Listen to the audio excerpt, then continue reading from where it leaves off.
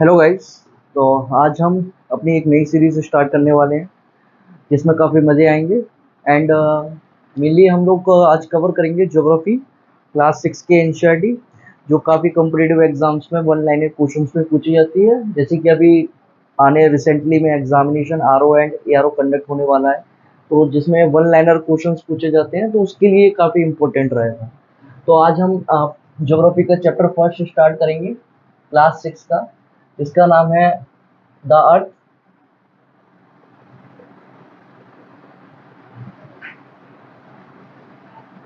In our solar system.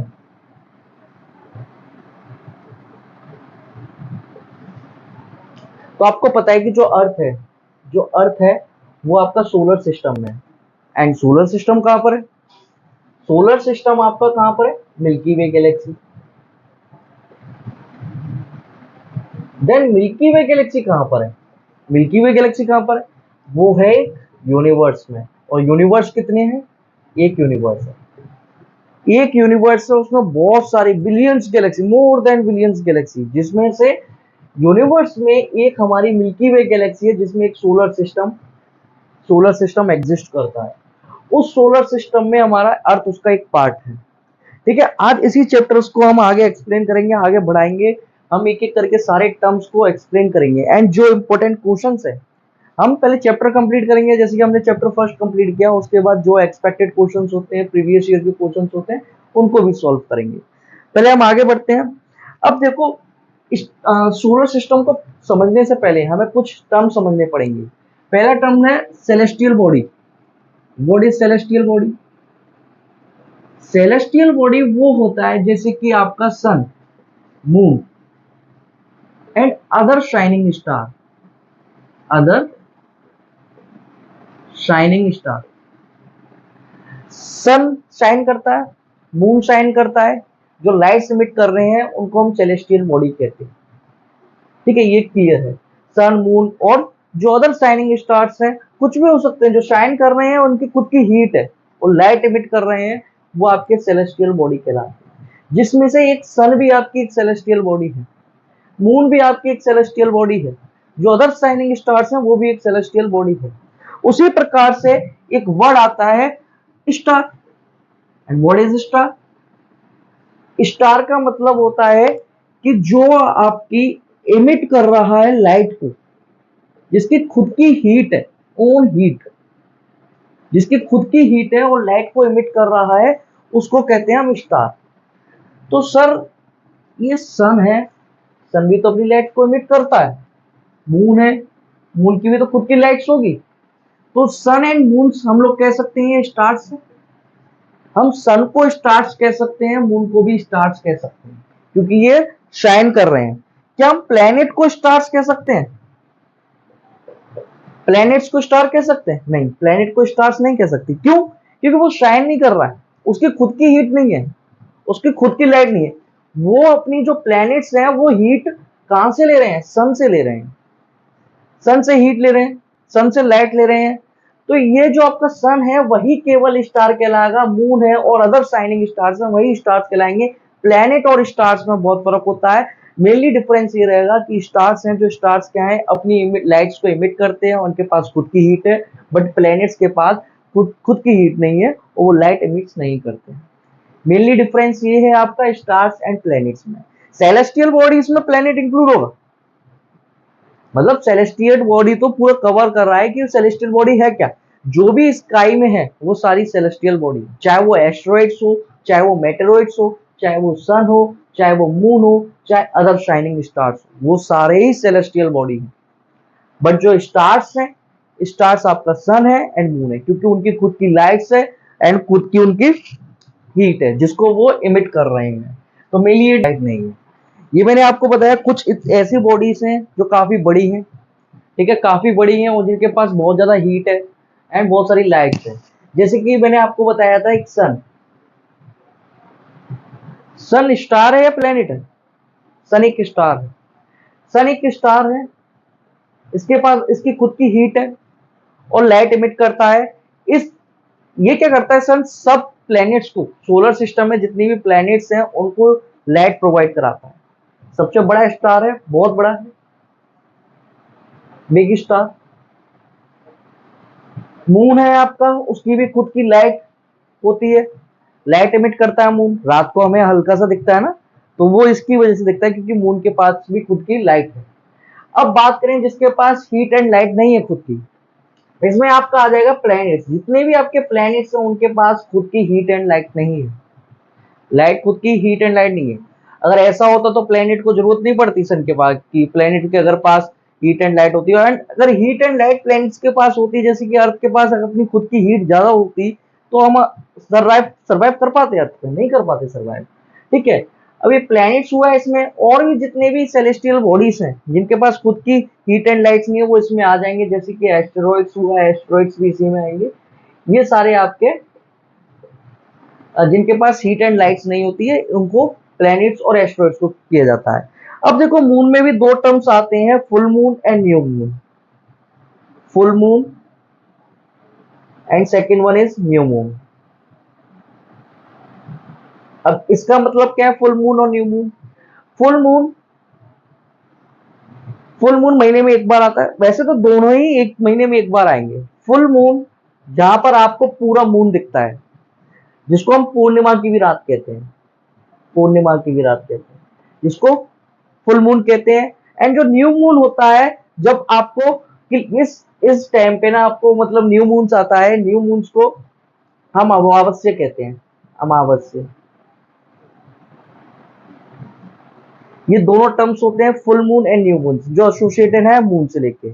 Full moons में क्या हो जाएगा, पूर्णिमा जिसको कहते हैं। न्यू मून्स को क्या कहेंगे, जब नया मून होता है तो अमावस्या होता है। जब पूरा मून दिखता है, जब फुल मून दिखता है, उसको हम फुल मून टर्म कहते हैं। ये मून से रिलेटेड है। और ये सेलेस्टियल बॉडी हमारा हो गया। अब आगे हम स्टार्स के बारे में पढ़ेंगे, स्टार्स कैसे कंस्टलेशन बनाते हैं, और हम पोल स्टार से कैसे डायरेक्शन देख सकते हैं, कि एंशियंट टाइम में कैसे डायरेक्शन के बारे में हम पता करते थे। ये सब कंस्टलेशन क्या होता है, देखो जैसे कि स्टार शाइन कर रहे हैं, स्काई में स्टार शाइन कर रहे हैं। अब आप उनको ध्यान से देखना, जब काफी अंधेरा हो तो आप उसे ध्यान से देखना कि वो स्टार्स कुछ पैटर्न्स बनाते हैं, अजीब से पैटर्न्स बनाते हैं। अगर हम उसको रिकॉग्नाइज कर लेते तो हम उसका पैटर्न समझ जाते हैं कि ये क्या बना रहे हैं। उसी प्रकार से आपने देखा होगा अर्सा मेजर, अर्सा मेजर जो बिग बियर का कंस्टलेशन होता है, एक पैटर्न बन के आता है जो बिग बियर बनाता है, उसको हम अर्सा मेजर कंस्टलेशन कहते हैं। हमने एक सप्तऋषि है, सप्तऋषि जो सप्तऋषि ये है आपके सप्तऋषि कंस्टलेशन। अब एंशियंट टाइम में क्या होता था, एंशियंट टाइम में ये काफी मदद करते थे, जो सप्तऋषि स्टार्स हैं और जो पॉइंटिंग स्टार्स है, मतलब एक स्टार्स का जो पैटर्न है वो एंशियंट टाइम में काफी हेल्प करता था हमें नॉर्थ डायरेक्शन देखने के लिए, नॉर्थ डायरेक्शन। अब हम नॉर्थ डायरेक्शन के बारे में पता कैसे करते थे? अब नॉर्थ डायरेक्शन के बारे में पता करने के लिए, जैसे कि हम लोग यहाँ खड़े हैं, ये हम खड़े हैं, यहां से हम देखेंगे जैसे कि सप्तऋषि वाले, आपका जो सप्तऋषि है ये सप्तऋषि वाले स्टार्स कंस्टलेशन है, सप्तऋषि का कंस्टलेशन है। हम यहां से देखेंगे जो पॉइंटिंग स्टार्स है, जो ये दो एक लाइन में होंगे। अब पॉइंटिंग स्टार्स से देखेंगे, तीन स्टार्स देखेंगे हमें, थ्री स्टार्स के। जो ये वाला स्टार्स होगा इसको हम बोलते हैं नॉर्थ स्टार। जिस डायरेक्शन में ये स्टार्स होगा हमेशा ये सेम ऐसे ही रहता है, इसका पैटर्न हमेशा यही सेम रहेगा, और जो नॉर्थ स्टार है वो इसी जगह पर रहेगा। इससे हमें पता पड़ता है कि ये डायरेक्शन जो इस जिस जगह पे ये नॉर्थ स्टार है वो वाला डायरेक्शन क्या है, नॉर्थ डायरेक्शन है। इसको हम लोग कंस्टलेशन कहते हैं। मेनली कंस्टलेशन क्या है, कंस्टलेशन एक प्रकार का पैटर्न है। जो स्टार्स हैं, बहुत सारे स्टार्स हैं स्काई में, अब वो स्टार्स स्काई में एक पैटर्न बनाते हैं। अगर हम उनको रिकॉग्नाइज करें, ध्यान से देखें, तो हमें पता पड़ेगा कि वो एक पैटर्न बना रहे हैं। जैसे कि एक सप्तऋषि, जो ये सप्तऋषि के स्टार्स हैं ये भी एक पैटर्न बना रहे हैं। ठीक है, जो अर्सा मेजर है वो भी एक पैटर्न बनाता है। ठीक है, सप्तऋषि हमने देख लिया, सप्तऋषि की हेल्प से हम नॉर्थ डायरेक्शन का भी पता कर सकते हैं। एंशियंट इंडिया में क्या होता था, एंशियंट टाइम में इसी पैटर्न से हम लोग डायरेक्शन, नॉर्थ डायरेक्शन का पता करते थे। ये बात रही हमारी कंस्टलेशन की। तो हमने काफी टर्म्स, जो टर्मिनोलॉजी है वो क्लियर होगी हमारी। स्टार्स क्या होते हैं, प्लैनेट्स क्या होते हैं, एंड सेलेस्टियल बॉडीज क्या होती हैं। ठीक है, और हमने डिफरेंस भी देख लिया, जिनके पास खुद की हीट होती है, जिस स्टार्स के पास खुद की हीट नहीं होती है। अब हम अपना मेन टॉपिक पे आएंगे, प्लैनेट्स के बारे में पढ़ेंगे। कौन कौन से प्लैनेट्स होते हैं, हमारे सोलर सिस्टम में कितने प्लैनेट्स हैं? आपको पता होगा हमारे सोलर सिस्टम में 8 प्लैनेट्स हैं, 8 प्लैनेट्स हैं। हाँ, प्लूटो को मिला के 9 प्लैनेट्स कह सकते थे, क्यों? क्योंकि इसको अगस्त 2006 में सोलर सिस्टम से हटा नहीं दिया, मतलब इसको काउंट नहीं करते। ये डॉर्फ प्लेनेट है, इसीलिए हम इसको काउंट नहीं करते, इसको प्लेनेट नहीं मानते। डॉर्फ प्लेनेट की भी एक कुछ कंडीशंस होती है, उनका कुछ क्राइटेरिया होता है कि जिससे कि प्लेनेट्स को मान सके। ये ड्वार्फ प्लेनेट है, इसीलिए इस प्लूटो को हमने इसमें से हटा दिया है। हमारे जो 8 प्लेनेट्स हैं, 8 प्लेनेट्स में आपको पता होगा सबसे पहले कौन सा आता है? मरकरी, फिर उसके बाद वीनस, फिर उसके बाद अर्थ, उसके बाद मार्स, मार्स के बाद पता है आपको एस्टेरॉयड बेल्ट होती है, उसके बाद Jupiter, Saturn, Uranus and Neptune. In planets के बारे में हम पढ़ेंगे, इंपॉर्टेंट बातें पढ़ेंगे, इनकी ये क्या मतलब, इनको कैसे याद रखना है हमें, ठीक है, और इन प्लैनेट्स के रिवॉल्व पीरियड क्या होता है, ये सोलर सिस्टम में कैसे एग्जिस्ट करते हैं, इनके बारे में सब कुछ हम पढ़ेंगे। अब देखिए, ये हमारा सन है, मैंने बताया सन एक स्टार है जो सब प्लैनेट्स को हीट और लाइट्स देता है अपनी। सन के पास है पहले Mercury planet, Mercury planet sun के पास है, मतलब इसका टेम्परेचर बहुत ज्यादा होगा। मरकरी सन के पास है, इसीलिए इसका टेम्परेचर बहुत ज्यादा होगा। जो मरकरी का ईयर होता है वो 88 डेज का होता है, मतलब एक साल यहाँ पे 88 दिन की होती है, 88 डेज, मतलब 88 डेज जाएंगे तब एक साल होगा आपका, मतलब यहाँ रहोगे आप तो 88 डेज में आपका एक साल हो जाएगा। सेकंड है आपका वीनस, वीनस वीनस में 255 डेज होते हैं, मतलब 255 डेज में एक साल होगा। मतलब ये डेज का मतलब क्या, मतलब इसको सन का एक चक्कर, पूरा रिवॉल्यूशन, एक चक्कर सन के अराउंड में 255 डेज में लगता है वीनस का, एंड मरकरी का 88 डेज का। एंड अर्थ की बात करें, अर्थ अर्थ की हमें पता है 365 डेज में 1 ईयर्स होता है। 365 डेज, सर ये 366 डेज क्यों होता है फिर? 365 डेज एंड 1/4, मतलब 1/4 क्या? 1/4 आवर्स, जितने 24 घंटे होते हैं, 24 घंटे में ये मान के चलो 365 डेज एंड 6 आवर्स, इतने टाइम में हमारा एक रेवोल्यूशन होता है, ठीक है। तो 365 डेज एंड 6 आवर में हमारा एक रेवोल्यूशन होता है अर्थ का, उसको हम एक रेवोल्यूशन को 1 ईयर कहते हैं। इसका अर्थ का एक मून है, ये आपको पता है, मून है। मून को हम सैटेलाइट कहते हैं। सर सैटेलाइट, सैटेलाइट तो बहुत सारी है, इंडिया तो हमने यहाँ से लॉन्च कर देता सैटेलाइट। भाई वो सैटेलाइट अलग है, ये सैटेलाइट अलग है, ये नेचुरल सैटेलाइट है और वो सैटेलाइट अलग। सैटेलाइट का मतलब क्या है कि अर्थ के अराउंड में चक्कर लगाएगी, इस सैटेलाइट को हमने मून कहा है, ये नेचुरल है। और जो हम लोग भेजते हैं वो सैटेलाइट आर्टिफिशियल सैटेलाइट होती है, वो हम कम्युनिकेशंस के लिए भेजते हैं, हम कम्युनिकेशन एस्टेब्लिश करने के लिए, हम अर्थ के बारे में जानने के लिए उस सैटेलाइट्स को भेजते हैं। वो आर्टिफिशियल सैटेलाइट्स होती है जिन्होंने इंसानों ने बनाया, मून को इंसानों ने नहीं बनाया है, ठीक है। मून ये हर प्लेनेट की, मतलब मरकरी की नहीं है, वीनस की नहीं है, बट कुछ प्लेनेट्स की खुद की एक सैटेलाइट्स है जिन्हें नेचुरल सैटेलाइट्स कहते हैं। अब मार्स की बात करें, पहले आपका क्या आया? मरकरी आया, उसके बाद वीनस आया, उसके बाद अर्थ आया। Mercury, Venus, mercury, Venus, earth, and उसके बाद आपका मार्स आया 687 डेज, मतलब 687 डेज में पूरा एक रेवोल्यूशन हो पा रहा है। मतलब यहाँ पे अगर हम रहते तो हमारा एक साल 687 डेज का होता।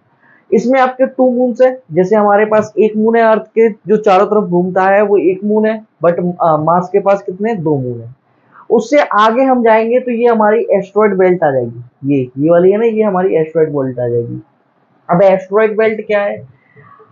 हम ये कह सकते हैं कि एस्ट्रॉयड बेल्ट में, मतलब ये भी एक ऑर्बिट है, मतलब ये सारे अपने ऑर्बिट्स में ही रिवॉल्व कर रहे हैं अराउंड द सन। एंड ये किसी टाइम पे ये भी एक प्लेनेट हुआ करता था। साइंटिस्ट कहते हैं कि ये भी किसी टाइम पे प्लेनेट हुआ करता था, कुछ ऐसी सरकमस्टेंसेस आई जिसकी वजह से ये टूट गया और वो टुकड़ों में, रॉक्स में डिवाइड हो गया, एंड वो रॉक्स आज भी इसी ऑर्बिट में मूव कर रहे हैं, ठीक है। अब ये प्लैनेट्स इसी डायरेक्शन में क्यों मूव कर रहे हैं, मतलब डायरेक्शन में क्या मतलब, इस ऑर्बिट में मूव क्यों कर रहे हैं, क्यों ये नीचे क्यों नहीं गिर रहे हैं? वो इसलिए क्योंकि सन की जो सेंट्रीपिटल फोर्स होती है वो बहुत ज्यादा होती है। जो सन ने अपनी अट्रैक्शन फोर्स से इनको अपनी तरफ अट्रैक्ट कर रखा है, इन्हें बाइंड कर रखा है, हम ये बोले बाइंड कर रखा है, मतलब इनको गिरने नहीं दे रहा, इसको अपनी तरफ इनकी ग्रेविटेशनल फोर्स लग रही है, जिसकी वजह से वो एक मतलब उनको बाइंड करके उसमें रिवॉल्व करा रहा है। तो सन रिस्पॉन्सिबल है कि ये लोग ये प्लैनेट्स वगैरह ये नीचे नहीं गिर रहे हैं, ठीक है। एंड ग्रेविटी भी वहां जीरो ही होती है। उसके बाद मार्स का हमने देखा, उसके बाद एस्ट्रॉइड बेल्ट आती है। क्वेश्चन हमेशा पूछा जाता है कि मार्स जो एस्ट्रॉइड बेल्ट है वो किसके बीच में आती है, तो हमेशा याद रखना मार्स एंड जुपिटर के बीच में, मार्स एंड जुपिटर के बीच में आपकी एस्ट्रॉइड बेल्ट होती है। उसके बाद बात करें जुपिटर की, जुपिटर में 11 साल 11 महीने लगते हैं, मतलब अप्रोक्सीमेटली 12 मंथ्स लगते हैं एक रेवोल्यूशन करने में। जो जुपिटर है उसको पूरे 12 ईयर्स लगते हैं एक रेवोल्यूशन करने में। एंड सबसे इंपॉर्टेंट बात, इसके 53 मून्स है, इसके 53 मून्स है। एंड जो सेटर्न है, सेटर्न के आपके भी 53 मून्स है। इंटरेस्टिंग, जो सैटर्न है उसको 29 ईयर्स 5 मंथ्स लग रहे हैं, मतलब एक रेवोल्यूशन करने में 29 ईयर्स 5 मंथ्स, एक रिवॉल्व करने में। मतलब हम लोग यहाँ रहते तो सोच सकते हो 29 ईयर्स, 29 साल, मतलब 60 साल की तो हमारी मतलब वैसी लाइफ है। और मतलब दो मतलब ये मान के चलो कि हम हमारे इंडिया में 29 ईयर्स 60 साल तो वैसे ही हो जाते। 29 ईयर्स में एक रेवोल्यूशन हो रहा है। एंड उसके बाद आता है आपका नेपट्यून। नेपट्यून का 164 ईयर्स, इतना तो हमारी लाइफ भी नहीं है। 164 ईयर्स में एक रेवोल्यूशन हो पाता है जो नेपट्यून का। तो सन है, सन अपनी लाइट्स दे रहा है, मरकरी, वेनस, उसके बाद अर्थ है, मार्स, मार्स एंड जुपिटर के बीच में आता है आपका एस्ट्रॉइड बेल्ट, ये आपकी एस्ट्रॉइड बेल्ट है। एंड एस्ट्रॉइड बेल्ट के बाद जुपिटर, जुपिटर के बाद सैटर्न, सैटर्न के बाद नेपट्यून। ये हमारा सोलर सिस्टम है। एंड ये जो सन है, सन ने इन सब प्लैनेट्स को बाइंड कर रखा है, ठीक है, जिसकी वजह से ये रिवॉल्व कर पा रहे हैं अपने अपने ऑर्बिट्स में। एंड दूसरी बात, ये जो हमारा नेपट्यून है, नेपट्यून का जो एक रिवॉल्यूशन का टर्म है वो काफी बड़ा है, ठीक है। ये बात रही हमारे सोलर सिस्टम की। एंड हम जो हमारा वीनस है, वीनस वो हमारे अर्थ की तरह ही लगता है, बिल्कुल ब्लू प्लेनेट लगता है एकदम। इसको हम ट्विन सिस्टर भी कहते हैं वीनस को। ट्विन, अगर ट्विन्स प्लेनेट पूछे तो अर्थ एंड वीनस दोनों सेम जैसे लगते हैं, ठीक है। एंड मरकरी सबसे हॉटेस्ट प्लेनेट मरकरी होगा। एंड सबसे कोल्डेस्ट प्लेनेट कौन सा होगा, नेपट्यून, क्योंकि ये सबसे लास्ट में है, ठीक है, जहां पर सन की कम रेडिएशन पहुंचेगी, जिसकी वजह से वो कूल्ड रहता है, और मरकरी के पास ज्यादा रेडिएशन पहुंचेगी, वो इसीलिए हॉट रहता है। एंड बात करें जो एस्ट्रॉइड बेल्ट से इस साइड वाले प्लैनेट्स हैं, इनको इनर प्लैनेट्स कहते हैं, और जो इस साइड वाले प्लैनेट्स हैं वो आउटर प्लैनेट्स कहते हैं। तो मतलब mercury, Venus, earth and Mars ये इनर प्लैनेट्स हैं, ये सारे रॉक से बने हुए हैं, ठीक है। एंड जो आपके ये आउटर प्लैनेट्स हैं, Jupiter, Saturn, Uranus and Neptune, ये सारे आपके आउटर प्लैनेट्स हैं जो किससे बने हुए हैं, लिक्विड एंड गैसेस से बने हुए हैं। तो ये आपका सोलर सिस्टम था। अब हम आगे की तरफ चलते हैं। सन एक स्टार है, बिग स्टार। क्या है, बिग स्टार।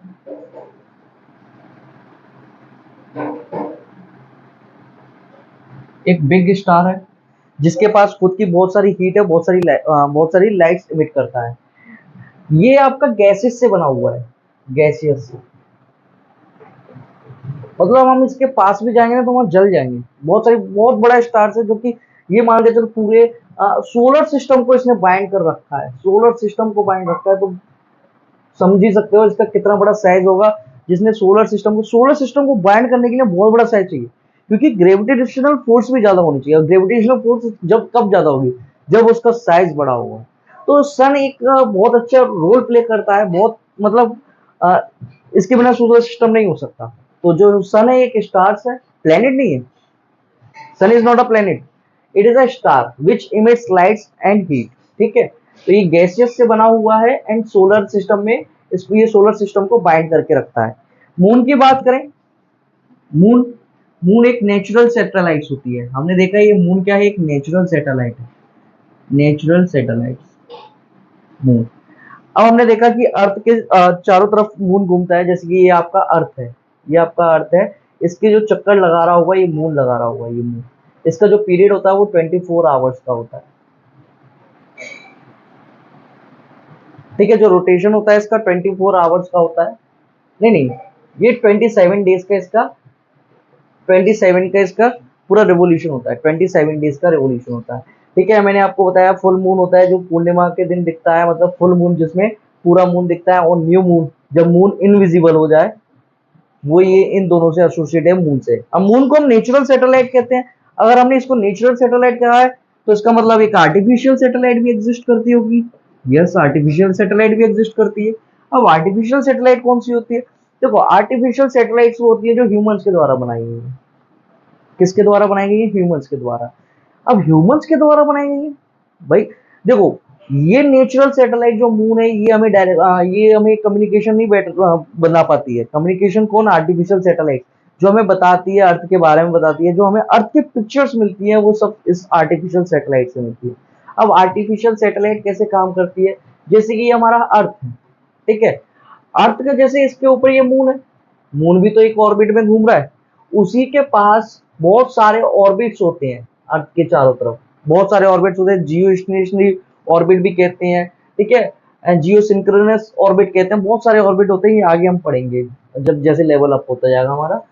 इन ऑर्बिट्स में क्या किया जाता है? यहाँ सैटेलाइट्स भेजी जाती है। ये हमने एक सैटेलाइट भेज दी, अब ये क्या करेगी? ये रिवॉल्व करेगी, अर्थ के चारों तरफ रिवॉल्व करेगी, एंड ये क्या करेगी? पिक्चर्स देगी, कितना ओशंस है, कितना फॉरेस्ट कवर है, ये इसके बारे में बताएगी। एंड ये क्या करेगी? कम्युनिकेशन बनाएगी। जैसे यहाँ एक टावर है, यहाँ एक टावर है, तो यहाँ इन दोनों टावर्स में कनेक्टिविटी नहीं आ रही है, तो ये टावर इसको सिग्नल भेजेगा सैटेलाइट को, ये फिर इस इस टावर को कनेक्शन भेजेगा। तो ये ऐसे वर्क करती है जो आर्टिफिशियल सैटेलाइट्स होती हैं। तो सन के बारे में इतना है, मून के बारे में इतना है। अब हम आगे पढ़ते हैं अर्थ। अब हम बात करें अर्थ की, तो जो अर्थ का शेप होता है वो जियोलॉइड शेप का होता है। जियोइड शेप का होता है कैसे? जैसे कि ये आपका सर्कल है, सर्कल को यहाँ से हमने इसको फोर्स करके दबा दिया, ये यहाँ से भी फ्लैट है, मतलब ये ऊपर और नीचे से फ्लैट है, इसको कहते हैं जियोइड शेप। तो अर्थ का शेप है वो जियोइड शेप है। अर्थ एक यूनिक प्लेनेट है। अब अर्थ यूनिक प्लेनेट क्यों है? क्योंकि हमारे अर्थ पे क्या पाया जाता है? एटमॉस्फेयर। एटमॉस्फेयर में क्या है? ऑक्सीजन, जो कि इंपॉर्टेंट है सरवाइव करने के लिए। ऑक्सीजन है, CO2 है, जो इंपॉर्टेंट है। ऑक्सीजन किस लिए हमारे लिए इंपॉर्टेंट है? CO2 किस लिए इंपॉर्टेंट है भाई? प्लांट्स के लिए इंपॉर्टेंट है। तो यहाँ पे लाइफ सर्वाइव कर सकती है। अच्छा, एटमॉस्फेयर से लाइफ सर्वाइव हो सकती है? नहीं भाई। फिर हमारे पास क्या है? लिथोस्फेयर। लिथोस्फेयर का मतलब लैंड। क्या है हमारे पास? लैंड। ये भी बहुत इंपॉर्टेंट है। एंड थर्ड वन, इन दोनों के बिना ही मतलब ऐसा होगा कि ये दोनों होंगे तो लाइफ सर्वाइव हो जाएगी? नहीं, ऐसा नहीं हो सकता। हमें जीने के लिए क्या चाहिए? हाइड्रोस्फेयर। क्या चाहिए? Hydrosphere. And what is hydrosphere? Hydrosphere is water. मेरी राइटिंग थोड़ी गंदी है बट समझ में आता है। तो हाइड्रोस्फेयर मतलब वाटर, ये तीनों मिलके बनाते हैं बायोस्फीयर, जो इंपॉर्टेंट है लाइफ सरवाइव करने के लिए। किसी भी ऑर्गेनिज्म के लिए ये तीनों ही इंपॉर्टेंट है, एटमॉस्फेयर, लिथोस्फेयर, हाइड्रोस्फेयर। ठीक है, ये तीनों चाहिए हमें लाइफ सरवाइव करने के लिए। तो अर्थ इसीलिए यूनिक प्लेनेट बनता है, इसीलिए अर्थ पे ही लाइफ सरवाइव कर सकते हैं और कहीं। एस्ट्रॉइड्स की बात करें, एस्ट्रॉइड्स रॉक्स होते हैं, जो हमारे स्पेस में बहुत सारे रॉक्स घूम रहे हैं। एस्ट्रॉइड्स जो मतलब मैंने आपको बताया था, पूरी एक एस्ट्रॉइड बेल्ट है। साइंटिस्ट बिलीव करते हैं कि यहाँ पे पहले एक प्लेनेट हुआ करता है, कुछ ऐसी सर्कमस्टेंसेस आई हैं या फिर दोनों कोलाइड किए हैं, कोई बाहर से ही कोई रॉक्स आया है जो उससे टकराया है, कोलाइड किया है, जिसकी वजह से ब्रोकन होके ये एस्ट्रॉइड्स में बन गए हैं। मेटेरॉइड्स भी एक रॉक होते हैं, मेटेरॉइड्स भी एक रॉक टाइप्स में होते हैं। मेटेरॉइड्स हमारे आउटर स्पेस में से जब मतलब हमारे स्पेस हमारे जो एटमॉस्फेयर में आते हैं, देन ये क्या होता है? शाइन करने लगते हैं। जैसे हमें लगता है ये शाइन करने लगते हैं, हमें लगता है कि शूटिंग स्टार्स, जैसे हम कहते हैं शूटिंग स्टार्स, हमें लगता है कि ये स्टार्स है, बट ये स्टार्स नहीं होता है। ये जब हमारे प्लेनेट के जो एटमॉस्फेयर है उसमें एंटर करता है, प्लेनेट के एटमॉस्फेयर में जब एंटर करता है, मेनली एक्सोस्फेयर में, नहीं मेसोस्फेयर में, सॉरी, मेसोस्फेयर में बर्न आउट होने लगता है। क्या होने लगता है? बर्न होने लगता है। जब वो बर्न होने लगता है तो हमें लगता है वो शूटिंग स्टार है, जिसे हम शूटिंग स्टार कहते हैं। इसकी एक टेल बन जाती है, जैसे कि आपका स्टार है तो इसकी एक टेल बन जाएगी, है ना? तो हमें ये लगता है कि शूटिंग स्टार्स है। मेटेरॉइड्स ये हमारे अर्थ पे स्ट्राइक करते हैं, अर्थ पे स्ट्राइक करके वहाँ डिप्रेशन बना देते हैं। ठीक है, काफी मतलब हम ये मान सकते हैं कि जो डायनासोर का एज था, डायनासोर का एज मेनली मेटेरॉइड्स की वजह से खत्म हो गया। इतने ज्यादा मेटेरॉइड्स ने मतलब कोलाइड कर गए अर्थ से, तो जो अर्थ पे जितने भी आपके डायनासोर्स वगैरह थे वो इसकी वजह से खत्म हो गए। आपके महाराष्ट्र में एक लेक भी है जो मेटेरॉइड से बनी हुई है महाराष्ट्र में, जिसको हम लोनार लेक कहते हैं, लोनार लेक। अब लोनार लेक कैसे बन गई है, देखो जैसे कि यहाँ इस पे स्ट्राइक करा तो यहाँ डिप्रेशन बन गया और यहाँ पे क्या हुआ, बारिश से पानी भर गया एंड ये क्या होता है आपका लोनार लेक बन जाता है। बट इसका एक केमिकल कंपोजिशन अलग हो जाता है, मतलब इसमें मिनरल्स अलग अलग से आ जाएंगे। ठीक है, तो ये हमारा चैप्टर था फर्स्ट, ये कंप्लीट हुआ। इसके बाद हम दो तीन एमसीक्यूज करते हैं जो इससे रिलेटेड है।